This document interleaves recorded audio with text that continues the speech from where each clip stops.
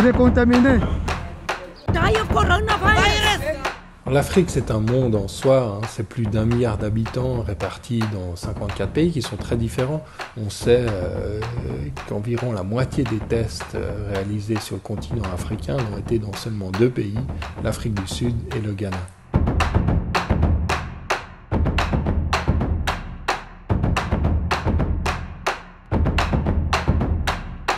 Alors, il y a d'abord un effet de décalage. Le premier cas en Afrique a été signalé relativement tard, c'était le 14 février dernier en Égypte. Si l'Afrique a été touchée si tardivement, c'est qu'elle est moins connectée que d'autres continents au reste du monde.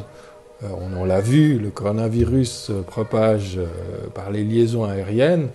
Et c'est d'ailleurs pas un hasard si les pays les plus touchés sont d'une part les pays du Maghreb qui ont beaucoup de liens avec l'Europe, mais aussi l'Afrique du Sud, qui est la grande puissance économique du continent et qui est très insérée dans les échanges internationaux.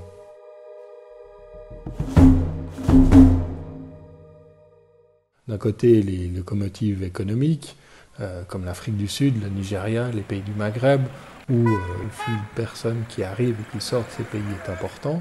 Et puis, de l'autre côté, il y a des pays beaucoup plus enclavés, dans le Sahel, des pays en conflit, comme la RDC, la Somalie, les 2 Soudans, qui ont peu de capacité de réaliser des tests.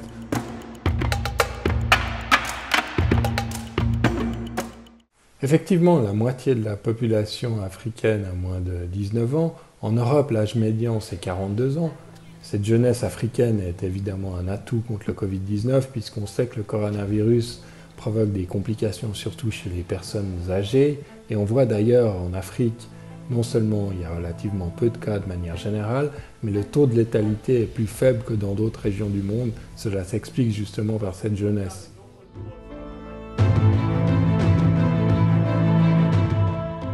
Le climat joue certainement un rôle dans la transmission du coronavirus, mais on ne sait pas avec certitude lequel. Il y a d'autres pays chauds dans le monde qui sont fortement touchés par le coronavirus. Maintenant, on pense qu'effectivement, qu'un climat chaud et tropical ralentit plutôt la progression du coronavirus.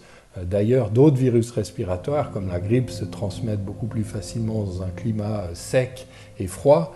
Mais attention, encore une fois, le climat en Afrique n'est pas uniforme. Le sud du continent va d'ailleurs rentrer dans l'hiver austral, en particulier l'Afrique du Sud, qui est déjà l'un des pays les plus touchés par le coronavirus.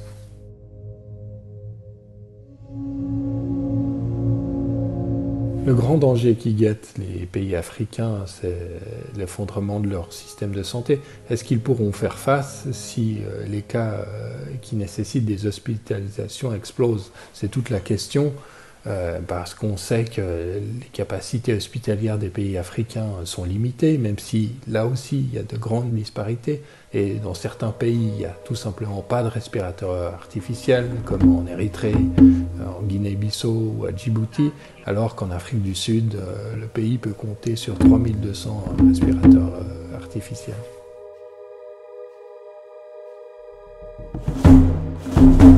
C'est difficile à dire. Les prévisions les plus alarmistes pour l'instant ne sont pas réalisées et c'est une bonne nouvelle. L'OMS vient de publier de nouvelles prévisions pour l'Afrique.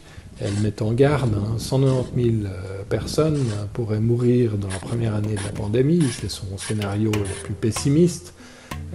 Maintenant, une chose est sûre, l'Afrique est touchée de plein fouet par la crise économique provoquée par le Covid-19 et cette crise aura un impact très profond sur le continent.